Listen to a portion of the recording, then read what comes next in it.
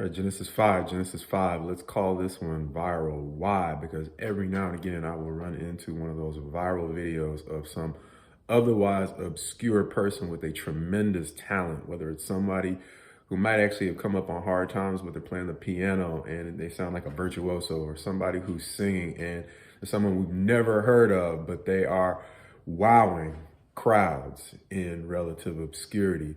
That reminded me of a lot of what's going on in Genesis chapter 5 when we see an individual by the name of Enoch, who was relatively obscure in his day. Why? Because when folks were living to almost 1,000 years old, in fact, as a matter of fact, his father lived to over 900 years old, and one of his more famous kids, Methuselah, was famous for living to nearly 1,000 years old.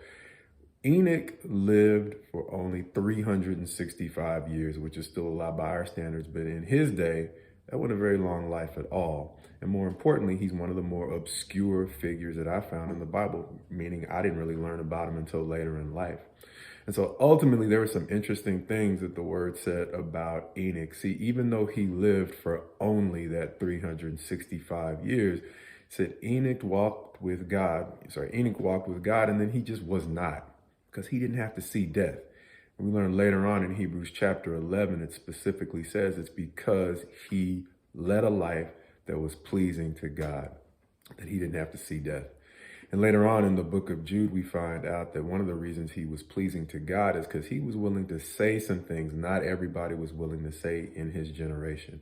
And he was willing to speak truth, even if it cost him a good fit in his times or in his environment. And ultimately, one of the things I started to realize is that toiling in obscurity is not necessarily the worst place to be if you're fulfilling your purpose. And you can be surprised at how much peace of mind you can have in obscurity if you are simply making the most of your abilities and your talents.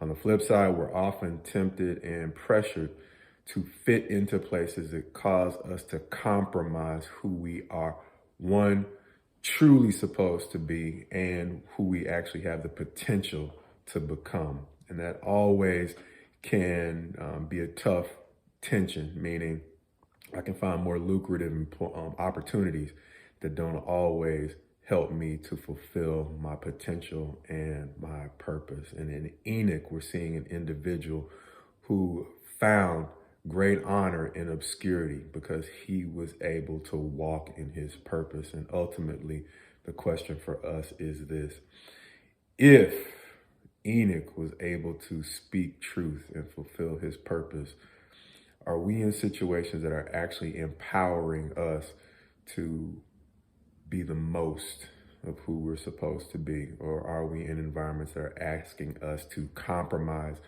either truth or our genuine potential? And ultimately, if we can trade in our current fit for an opportunity to fulfill our purpose, is it possibly time to reevaluate whether or not it's worth making that trade? Why?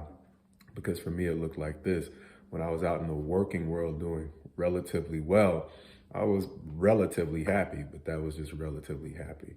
Ultimately, when I made a shift that helped me walk into a fulfillment of what now feels like my purpose, I realized that even though I may have more stress in what I'm doing now, I'm able to actually endure more stress because I have a greater sense of fulfilled purpose. And so after a while, stopped apologizing for challenging people to reevaluate whether or not they're walking in their purpose, because I began to realize that even though I may be having more stress now, I'm able to endure it with greater joy more often than not. And so ultimately, if you are in an environment that may be paying the bills real well, but may be asking you to make compromises you probably just shouldn't make, or simply you're in an environment that's not helping you fulfill your purpose, is it time to maybe reevaluate that and realize that greater obscurity might not be all that bad if it helps you walk in your purpose.